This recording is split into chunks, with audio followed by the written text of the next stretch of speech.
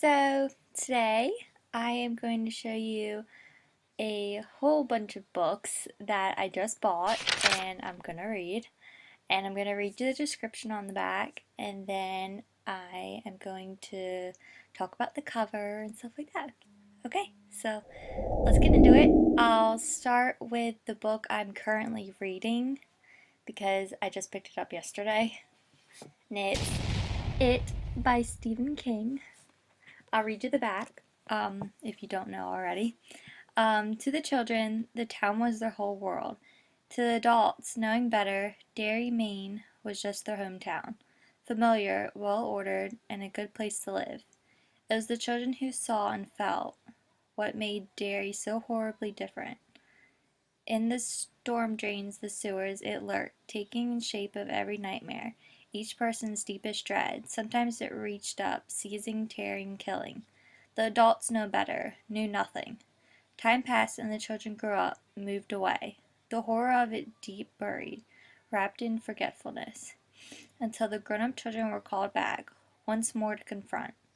It is still as it stirred and collided in the sullen depths of the memories, reaching up again to make their past nightmares a terrible present reality. So, yeah, this is It by Stephen King. Currently, I'm really liking it. I'm like 65 pages in. It's in the backstory right now. Um, yeah, it's not that scary right now, but I'm pretty sure it'll get much more scary. And yeah, that's that. My next book I'm going to talk about is The Murderers Club by P.D. Martin. It is probably going to be my favorite one because I love stuff about murders, obviously. Um, and the back is 6 months ago, a case nearly cost Sophie her life. So when a detective friend asks her to visit Arizona, she welcomes the break. But her vacation ends abruptly when the bodies are found at a university and she gets pulled into the case. The horrifying mythology, deliberate body positioning, a distinctive red heart scrawled on each victim indicates to Sophie that a new serial killer has claimed the area. Oddly, though, certain signature elements differ between killings. Fortunately, the FBI database has a record of many of the signatures, but each belongs to a different serial killer. As the bodies continue to appear, Sophie must hone her terrifying skills and suffer the horrors in her head in order to stop this killer.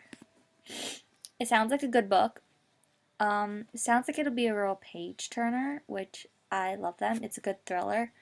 So yeah, it says they watch, they wait, they kill. Right there. So I'm excited to see what it will be like. Okay, and the next book my doctor actually gave me. So it's called In a Strange City by Laura Lippman. She really loves Laura Lippman. The back says, every winter on a birthday of Edgar Allan Poe, a mysterious cloaked figure pays a visit to the renowned author of Baltimore's gravesite, bearing gifts and 3 roses and half a bottle of cognac. It has been cherished Charm City tradition, and this year P.I. Tess Monahan is among the witnesses watching on a frigid January night, and she sees 2 caved visitors approaching Poe's resting place. One leaves his attribute and escapes. The other dies there, followed by an assassin's bullet. An annual local rite has been desecrated, and a common sense of telling Tess it may be low. But someone wants to involve the murder investigating the worst day. Someone who leaves roses, cognac, and a cryptic clue on her doorstep. Someone who knows her habits, her haunts, and what she knows. And suddenly a home is a safe haven no longer. So, I'm excited. It's a thriller again, because I love thrillers. And she says it's really good. I love recommendations because it's like you get to know the person when you read the book. So, I'm excited. Next, Stephen King, Bag of Bones. I'm really loving Stephen King right now. His writing is impeccable. So, I'm excited to read this one. It's really thick. It's about Let's find out together. 732 pages. So, I'm ready. I am really ready for this one. And let's read the back. 4 years after the sudden death of his wife, 40-year-old best-selling novelist Mike Noonan is still grieving. Unable to write and plagued by vivid nightmares set in the western Maine summer house he calls Sarah Laughs, Mike reluctantly returns to the lakeside getaway. There he finds his beloved Yankee town held in the grip of powerful millionaire Max DeVore, whose vindictive purpose is to take his 3-year-old daughter Kyra away from her widowed young mother Maddie. As Mike is drawn to Maddie and Kyra's struggle as he falls in love with both of them, he is also drawn to the mystery of Sarah Laughs, now the site of ghostly visitations and escalating terrors. What in the forces have been unleashed here, and what do they want with Mike Noonan? It is no secret that King is one of our best memorizing storytellers. In Bag of Bones, he proves to be one of our most moving as well. So yeah, Stephen King, my love. I am going to read this and then update you on how I liked it. And yeah. Let's see. I have a lot of books. I'll show you. I have this many. And they keep piling up. I don't know what to do. Let's see. We'll do this one. This is Easy Prey. I think it's John Sanford. They blocked it off. So, right there. So let's read the back. In life, she was a high-profile model. In death, she is the focus of media firestorm that's demanding action from Lucas Davenport. One of his own men is suspect in her murder. But when a series of bizarre, seemingly unrelated slaying rocks the city, Davenport suspects a connection that runs deeper than anyone can imagine, the one that leads an ingenious killer more ruthless than anyone has feared. I'm not sure if I'm going to like this one. It doesn't seem like it's that much of a thriller. It's more of a murder mystery. But I guess we'll see. Here's Easy Prey. Okay, so next is like kind of off for me, but it's a ghost story. Breathe by Cliff Manish. McNish? I don't know. The back doesn't really tell you anything. I think it's just a collection of ghost stories. It says book 1, book 2, book 3. So I think it's the Silver Sequence. So what it's called. I'm not really into ghost stories. Not because they're too scary or anything. They just kind of bore me. But I picked it up because the cover. I mean, look at that cover. It's like a bird. And I'm gonna read it. Yeah. So we'll see how this goes. It's pretty short. It's about, let's see, 261 pages. So I can probably fly through it in a day. Probably. Because I read a lot. Like, a lot. So. Let's see. Next one. It's called A Deadly Web by Kay Hooper. It's never been published before, which you can see right there. I'm not sure how I'm gonna like it because it has to do with like psychics and stuff like that and how she's protecting them. So, not sure. Not sure. I'm not really into that. But let's read the back. Okay. So, John Birdie is a guardian, a member of a secretive network devoting to winning a war every few even know exists. Protecting the vulnerable psychics is his charge from a deadly, ruthless, and virtually invisible enemy. Tasha Solom is a gifted psychic whose abilities have saved her more than once from situations as dangerous as they were baffling. She doesn't believe she needs help, and she doesn't even know the Guardians exist until Birdie saves her. Unaccustomed to depending on anyone for anything, Tasha now finds herself embroiled in a deadly game where the ultimate goal is to fate worse far worse than any nightmare. Birdie is the only person who can trust to guide her through the maze of danger and deception, lies and treachery, friends and enemies, until they reach safe harbor. If they reach safe harbor. I like the ending, how it just leaves you like, are they going to get there? So, I might like this book. I might. We'll see. I've never read anything dealing with psychic abilities. So, yeah. And The Killing Floor by Lee Child. It's the first Jack Reacher novel. Let's read the back. Ex-military policeman Jack Reacher is a drifter. He has been passing through Mayorgrave, Georgia, and in less than an hour he's arrested for murder. Not much of a welcome. All Reacher knows is that he didn't kill anybody. And at least not here, not lately. But he doesn't stand a chance at convincing anyone. Not in Mayorgrave, Georgia. No chance in hell. So that sounds really good to me because it's basically saying that he did kill people, but he's not going to kill them now, and he hasn't for a while. So I want to know, like, who did he kill? And, like, it had to be a lot because it's called The Killing Floor. So, yeah. I really like the handprint on the front. It's like, can I fit it? And the pages, they're kind of like small print, so I'm a little worried about that. But it's only about 536 pages. So I can probably do this in a couple days. Probably. I'm gonna go to the other two books that my doctor gave me. The Blue Lass by Martha Grimes. It's a Richard Drury mystery. Sorry. And the inside says, The Vagaries of Memory, The Legacy of War. The last thing in the world Richard Drury wants to think about is war, that killed his mother, his father, his childhood, and made orphans of so many gaunt and sad-eyed children pictured in his handful of snapshot his old friend Mickey Hattery showed towards him on his desk. Mickey Hattery, a DCI with city police, has asked for Drury's help.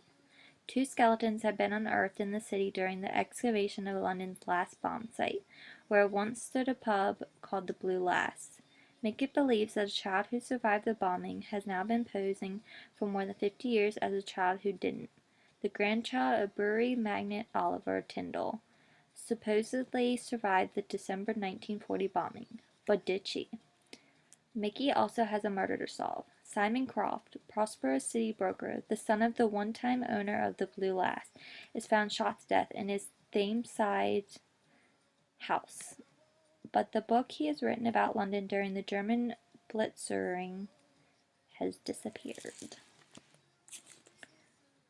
I'm really kind of scared of this book because it has to do with war, and I'm not like a history major or anything like that.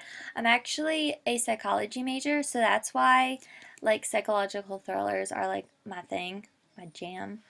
But she said it's really good, so I guess I'll have to give it a try. But I can't DNF it because I have this problem where I need to finish it. I can't just DNF a book. So even if I don't like it, I'm gonna have to finish it. So I'm like, should I even start it or should I just wait?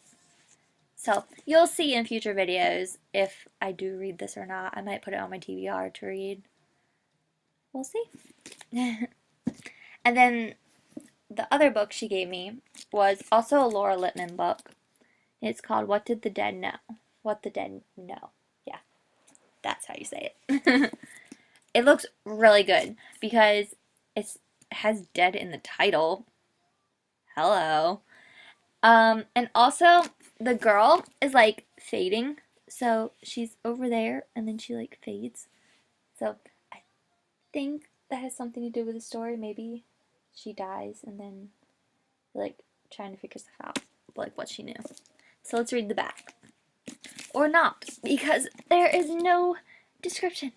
So let's read the cover. 30 years ago, two sisters disappeared from a shopping mall. Their bodies were never found, and those familiar with the case have always been tortured by these questions. How did they kidnap two girls? Who or what could have lured the two sisters away from a busy mall on a Saturday afternoon without leaving behind a single clue or witness? Now a clearly disordered woman, involved in a rush hour hit and run, claims to be a younger of the longtime Bethany sisters. But her involuntary admission and the subsequent attempt to stonewall investigators only deepens the mystery. Where has she been? Why has she waited so long to come forward? Could her abductor truly be a beloved Baltimore cop? Sorry. There isn't a shred of evidence to support her story, and every lead she gives the police seems to be another dead end. A dying, incoherent man, a raised house, a missing grave, and a family that disintegrated a long time ago, torn apart not only by the crime, but the fissures the tragedy revealed, and appeared to be a perfect household. In a story that moves back and forth across the decades, there's only a person who dares to be skeptical of a woman who wants to claim the identity of the Bethany sister without revealing the fate of the other. Who will be able to discover the truth? So, I think I'm gonna like Laura Lippman. She seems pretty cool. Apparently, my doctor, follows her on Facebook and everything, and, so I want to see what this Laura Lippman is about. So, we will see. We will see. Okay. I'm not even halfway done. This is insane. So many books. Okay. We're gonna go with Clinical Trial by April Christopherson. I think that's how you say it. Hopefully. It's a pretty thin book by the sides of it, but if you look at the actual pages, it's thick. So it's really tiny words. But anyway, let's read the back. The deadly hantavirus has killed dozens of Native Americans, and when a reputable pharmaceutical company claims to have developed a vaccine against the deadly disease, it should be good news. But when Immunovax asked Dr. Isabel McLean to conduct a clinical trial of the vaccine on Blackfeet Reservation in Browning, Montana, the proposal gets distinctly mixed responses from both her and the suspicious Blackfeet. So is the new drug truly safe, or are the Blackfeet being used as human guinea pigs? This really intrigues me because I once was a medical major, so things like this excite me. It's about 445 pages, so it'll probably take me a day and a half to finish. Maybe 2, maybe. So, we'll see how that goes. But this is Clinical Trial, so I'll tell you how it goes. Let's do... No. We'll do Just One Lie by Kara Davis. Kyra Davis? Maybe? I don't know. It is a follow-up novel. So this might be hard to follow because the book was Just One Night, and then this one is the one after that.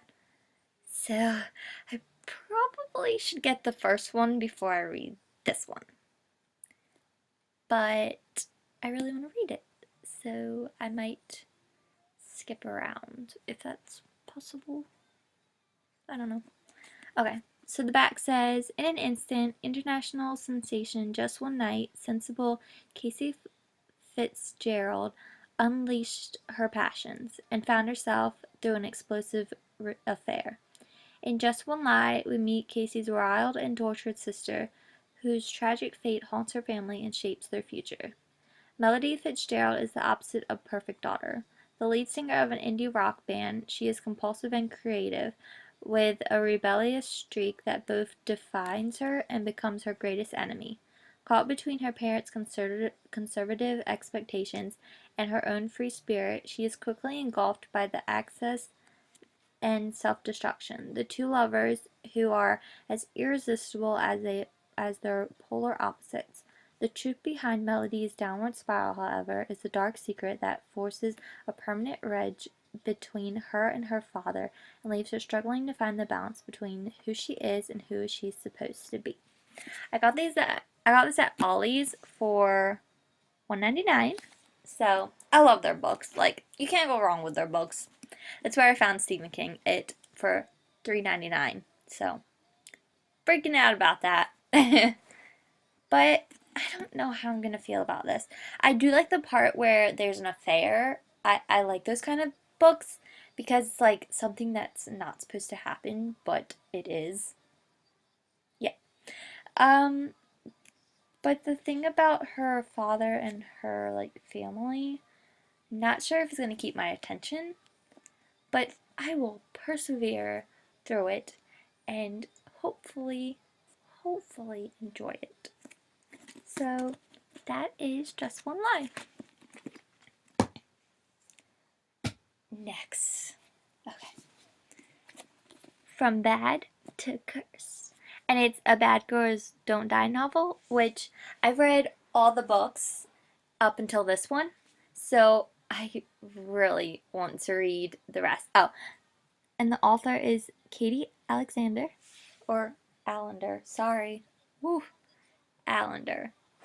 The cover is like so creepy. It's just like a girl just staring at you. Like, what? But that's really exciting to me. I like cursed stuff, which is kind of on the line of ghosts, but not because it's like the opposite of ghosts. It's the bad part of ghosts. So, and the back, it says, Alex is the last girl you'd expect to sell her soul. She's already had everything she needs, an adorable boyfriend, the perfect best friend, and a little sister who's finally recovering after being possessed by an evil spirit, which is from the first book, which is really good. So Alex is thrilled when her sister joins the club. New friends are just what Casey needs. It's strange, though, to see how fast the girls in the Sunshine Club go from dorky and antisocial to gorgeous and popular. Then Alexis learns that the girls have pledged an oath to a seemingly benevolent spirit named Arlt. Worried that Casey's in over her head, Alex and her best friend Megan decide to investigate by joining the club themselves.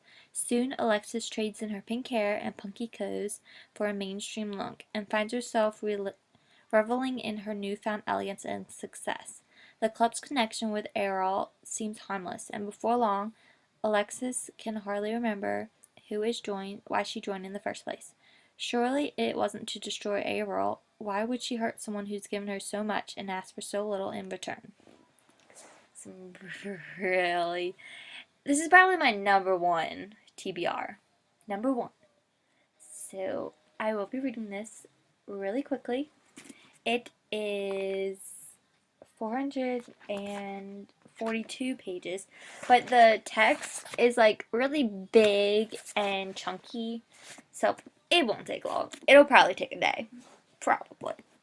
So, we will find out. Okay, so next, totally out of my range, my genre, but it is True Love and Other Disasters by Rachel Gibson. Not sure how I'm going to like this because, again, it is the total opposite genre of what I like. It's love, so. But it says in Other Disasters, so. Could be something that I like. Hopefully. Okay, so there's 3 disasters that happen. Disaster number 1, men. Hard knocks and hunger taught Faith Duffy not to believe in love. Still, when she's married her very wealthy and very old husband, she became the perfect wife. And then he went into the big bank in the sky, leaving Faith on lonely nights, a pile of money, and a total mess of a pro hockey team. Heck, Faith doesn't even watch hockey. Disaster number 2, passion. But most of America and half of Canada is watching Ty Savage. His lethal sex appeal and deadly right hook makes him a favorite for fans. For most of Ty's life, he's dreamed of winning the Stanley Cup. The last thing he needs is a bimbo messing up his plans. Disaster number 3, love. Faith loves Ty on sight, but she can't stop thinking about him all day and night. Then, a moment of temptation ends with Faith in Ty's bed, and she begins to see there's more of him than sex appeal. Ty discovers there's more to Faith than a beauty and billions, but a relationship with Faith is impossible, and falling in love, that would be a disaster. I think I might like it. We'll see. Again, this is like a love sort of thing, so I'm not sure how I'm gonna like it, but there's death in it, so score 1 for Miranda. We will find out. Next. Oh my gosh, there's so many books, people. So many. We'll do Street Smart by Nicholas Coleridge. I think that's how you say it. This is supposed to be a smart and acidly written thriller. I love thrillers, of course. So let's read the back. Saska Thompson is the hottest editor in the world. Her magazine, Street Smart, is an explosive mix of celebrity gossip, high fashion, cutting-edge photography, and investigative journalism. She is the undisputed queen of London and New York, and that's when she's found dead. Max, her war reporter brother, who has always avoided her glitzy world, but reluctantly he is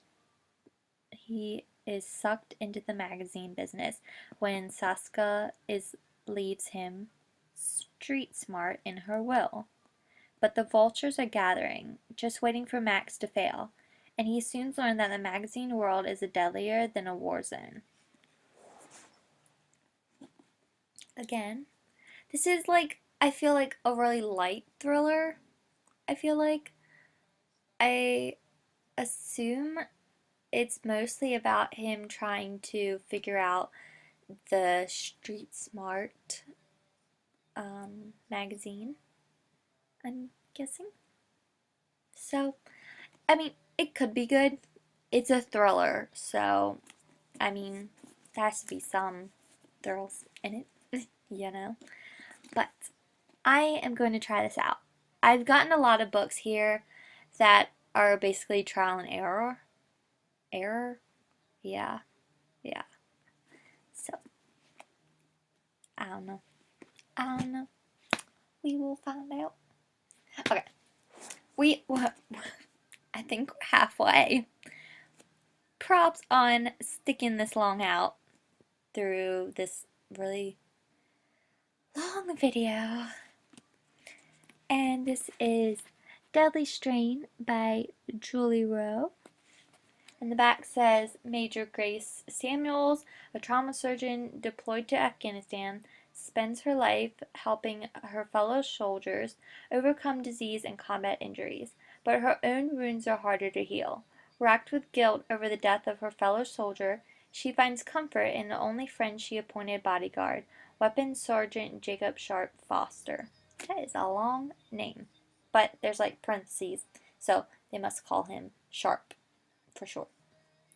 Sharp feels more for Grace than a soldier should, more than he wants to admit. When the team discovers a new, quick-to-kill strain of anthrax, he tries to focus on the mission to find the source. He knows he can help Grace defeat her demons, but first they must defeat the deadly outbreak. Sharp is Grace's most loyal ally, but in close quarters he starts to feel like more. She can't watch someone else who cares about she can't watch someone who she cares about die. But she might not have a choice. The closer they get to finding the source of the strain, the closer it gets to finding them. So, again, I was a medical major, so viruses and deadly diseases excite me. So, I'm gonna read this and it's gonna be good. So yeah. Halfway. Let's do Hold Tight by Harlan Coben. This I picked up because I read the back and I was like, have to have it. So it says, with those words, Mike and Tia Bay decide to spy on their 16-year-old son, Adam, who has become increasingly moody and withdrawn since the suicide of his best friend. The software they installed is the computer that shows them the website visited, every email sent or received, every instant message. Within days, a cryptic message, just stay quiet and all safe, draws them to the maze of mayhem and violence that could destroy them all. I'm really excited about this. I like mental illnesses that are like woven into stories, and this one obviously has suicide. So if you have a thing about suicide, I wouldn't recommend this book. But I'm going to read it and tell you how it is. So, yeah. Okay. I think we're a little bit less than halfway. Hopefully. Okay. This is Resistance by Daniel Kalla, and he is the best-selling author of Pandemic, which sounds really cool because that's like diseases. So, again, diseases. Okay, so on the back, no treatment, no cure, no hope. Once it seemed as though penicillin and other antibiotics had won humanity a lasting victory over harmful bacteria. But now, hardier bugs resistant to most common classes of antibiotics are emerging, with potentially catastrophic consequences. When Dr. Catalina Lopez and Center for Disease Control first receives the report of a new lethal superbug immune to all known antibiotics, she realizes she has a major health crisis on her hands. An ultra-resistant form of group strep A is spreading through like wildfire through the hospitals and emergency rooms in Seattle and the Pacific Northwest. Doctors, lacking an effective way to combat the infection, can do nothing but stand by and watch their patients die, one after another. Dr. Graham Kilborn, an infectious disease specialist in Vancouver, is one such doctor. Desperate to contain the spread of the new superbug, he joins forces with Lena Lopez as they try to find some way to halt the growing epidemic. What they don't realize is shadowy forces are conspiring to spread the disease on purpose, and they will stop at nothing to avoid exposure. The back was really hard to read. It's such small print. But the book itself seems like it's a pretty good size font. So, we're going to see how that goes. I'm really excited for this book because, of course, diseases. So, yeah, that's for that book. Almost there. Yeah. Okay. When the Wind Blows by James Patterson. I really love James Patterson. I really haven't read much of his books, but they seem like a page turner. So, let's read the back. Franny O'Neill is a talented Colorado veterinarian haunted by her husband's murder, but the course of her life is about to change again. After another bizarre killing, Kit Harrison, a troubled and unconventional FBI agent, arrives on her doorstep. And then late that night, Franny stumbles upon a strange, astonishing phenomenon. Her name is Max, only 11 years old, and she will lead Franny and Kit to uncover one of the most diabolical and inhuman plots of modern science. I'm excited because there's a little child in it, and she seems to have like a power that kind of like helps them discover what's wrong. So that's what really intrigued me to read this book. The book is about, let's see how long you are, 408 pages. It seems to be a good font, maybe a little bit small, but I think I might like it. I might. Maybe. Hopefully. Oh, okay. So, Another James Patterson one is Violets Are Blue. James Patterson.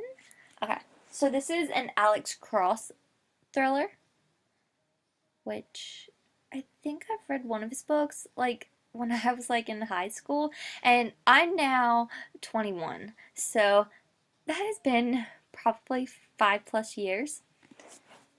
So, on the back it says, in San Francisco, the killing ground for what appears to be the work of vampires rather than humans, Washington, D.C. detective Alex Cross has seen a lot of crime scenes, but nothing as patern... Per, oh my gosh, I can't read this word. Preternaturally gruesome as the murders of two joggers in San Francisco's Golden Gate Park. Local police are horrified, and even the FBI is baffled. Then, as Cross is called in to handle the case, the carnage takes off, leaving a trail of bodies across America and sweeping in to Savannah, Las Vegas, New Orleans, and Los Angeles. Now Cross's enemies, the merciless criminal known as the Mastermind, will stalk and taunt him, and once again threaten everything he holds dear. I love the idea of stalker. Love it. So, I say so a lot. I just realized that. Dun, dun, dun. Okay, so. I feel like I might like this book. The cover is, like, pretty old, so it doesn't intrigue me that much. Neither does this one, When the Wind Blows, but I like the premise of the book. So yeah. Okay, we are down to 1, 2, 3, 4, 7 books. Yay! Okay. Sorry this is like a really long video, but hopefully you guys will enjoy it.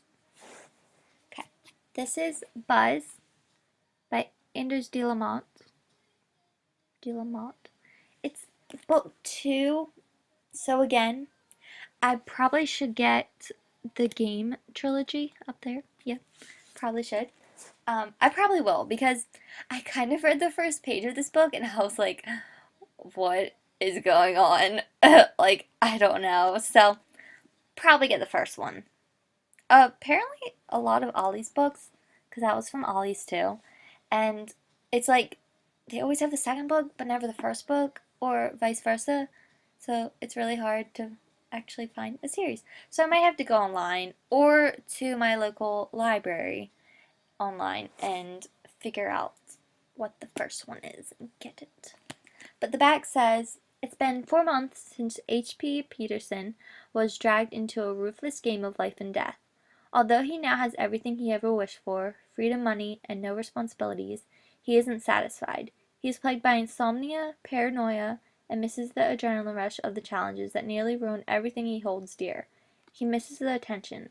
But when HP catches the eye of a sorry, I have trouble with my R's, and powerful CEO for all the wrong reasons, he may not get his wish. And sometimes you have to be careful what you wish for. Oh, he may get his wish, so you have to be careful. And as one man races against time, to his better judgment, the game's deadly stakes are higher than ever before. So, again, I'll probably get the first book because this one was really confusing when I picked it up. I just read the first chapter, or the first page of the first chapter, because I wanted to know what it was about, and it confused the heck out of me. So, first book, probably a good start. Okay, so this next book, really excited for, because there's like books like it, and I've liked them. So, it's called The Neighbor by Lisa Gardner, and I've heard Lisa Gardner is a good story writer. So, and the back, again, it just has this on the back. So, we're gonna read that one right there. Yeah. A young mother, blonde and pretty, vanishes from her southern Boston home, leaving behind only one witness, her 4-year-old daughter, and one suspect, her handsome, secretive husband. So, that's pretty much all it gives you. There's nothing in the front or anything, or in the back. So, that's about all you get. But it sounds good, because she just leaves, up and leaves. Don't know why, don't know how, don't know when, really. not really. So, I'm gonna see how this is, and yeah, we're gonna find out together. Next one is Bloodlines by Dina McCall. And the back says 25 years ago, Olivia Seeley was kidnapped for ransom. Today she has no memory of the terrible event, yet is uneasy in feeling that still haunts her. A fear that is realized when an infant skeleton is found in the connection made to Olivia's past. As news of the discovery makes headlines, Olivia and the people close to her suddenly become targets for a murder bent on revenge. Still stunned by the revelation and the implications, Olivia puts her trust in Trey Boney, the detective assigned to her case, but neither counts on Madman, who may hold a secret to answer the 25-year-old mystery, a secret someone hoped was buried for good. This sounds good, because, again, bloodlines, and there's a ladder. So that probably means kidnapping is what I'm guessing. I don't know if that said kidnapping, but that's what it reminds me of. And I love stories about kidnapping and kidnappers. So we're going to see how this one goes. Hopefully, I'll like it. Hopefully. Okay, we have 4 books. 4. Okay, so the next one is The Black Ice by Mitchell Conley? I think that's how you say it. Back says, narcotics officer Cal Moore orders where to look into the latest drug killing. Instead, he ends up in a motel room with a fatal bullet wound in his head and a suicide note stuffed in his back pocket. Working the case, LAPD detective Harry Bosch is reminded of the primal police rule he learned long ago. Don't look for the facts, but the glue that holds them together. Soon Harry's making some dangerous connections, starting with a dead cop and leading to a bloody string of murders that wind from Hollywood Boulevard to the back alleys south of the border. Now, his battle-scarred veteran will find himself in the center of a complex and deadly game, one for which he may be the next and likeliest victim. This sounds really good. Right when they said a suicide note was left on his desk, I was really intrigued. I was like, okay, that's probably not his. He probably didn't write it. So I guess that is kind of a spoiler, but it's not because I'm just assuming. But I'm gonna read this book, and it looks really cool. The cover looks really cool. It's shiny, very shiny. So yeah, okay, 3 books, 3. The Ideal Wife, which again is different, not my genre. It's by Jacqueline Thomas. The back says, marrying handsome, wealthy lawyer Lawrence Collins and living in his luxurious Hollywood Hills mansion is a dream come true for 24-year-old Jana. True, she puts her studies at local Bible college on hold in order to wed after a 6-month whirlwind romance. Beautiful and vicarious, Jana knows men like Lawrence don't come along every day, and she vows to be the perfect companion, the ideal wife, to this sexy, powerful man. But at what price? From her wardrobe and her hairstyle, her friends and her choice of church, Lawrence seems to want to change Jana into someone she's not. And soon the man Jana will know will test her values and her faith with a shocking revelation. Now Jana, the modest, smart, and strong woman who knows what to stand for, must put the truth in God and follow his guiding light out of the darkness and of the broken relationship. This sounds good because it's about God. I'm religious, so reading about religious books makes me feel closer to God. So, yeah, I'm excited to read this book, but not at the same time because it has to do with a lovey-dovey relationship and not my thing. But it's about God, so we're gonna try it. Hopefully, I will like it. And the last 2. The first one, this one, is Girl with the Dragon Tattoo by Stieg Larsson. I really have heard good things about this, but I heard that there's a lot of trigger warnings, so you have to be okay with rape and all that stuff. but I am excited because it's a thriller and it's supposed to be really good. The back says Harriet Wagner, scion of Sweden's wealthiest family, disappeared over 40 years ago. All these years later, her aged uncle continues to seek the truth. He hires Michael Vlamus, a crusading journalist recently trapped by libel conviction, to investigate. He is aided by the pierced and tattooed punky prodigy Elizabeth Salander. Together they tap into the vein of unfathomable inquietude and astonishing corruption. So, the back doesn't really give much. It just says that they're gonna work on this case together. But I've heard that it's good, so I really hope it lives up to my expectations. We will see. And last one, it's of course out of my genre again. But it's by Sidney Sheldon and it's The Tide of Memory. Wait, I just said that wrong. It's Sidney Sheldon's The Tides of Memory by Tilly Bagshaw. So, yeah. And the back says, the Conservative Party's newest superstar, Alexia de Vere, has worked hard to realize her political ambitions. The brilliant and ruthless wife of a wealthy aristocrat, Teddy de Vere, Alexa relishes her power and control and gives it a shape and destroys lives. But beneath Alexa de Vere's guided life and formidable falcade, life secrets, ugly, dirty, and deadly. When long-buried mistakes of youth begin to resurface, old hatreds are rekindled, and Alexa finds herself in the brink of losing everything, her power, her family, and even her own life. Now the woman who rose so high in the brink of perilous fall, from when the tides of memory rise, the only thing that might save her is the truth. So this is kind of a thriller, but there's also some love in it. So I'm thinking I might like it better than the other love ones that I picked up. Hopefully. But yeah, guys, that's all my books I have for you today. I literally went on a massive shopping spree haul and bought all of them yesterday. So hopefully you guys will maybe pick up on some that interest you because I read the back to you. And if you're reading Stephen King, put it down in your comments, and tell me how you think of it so far. If you're through it, tell me how you liked it, if it scared you, because I really want to know if it will scare me or not, and if I should read it in the dark with a light on, like a little book light. Tell me if I should do that, if it will scare me more, because if it does, I'll totally go for that. So yeah, that's my video, and I hope you guys like it, so I'll see you soon. Bye!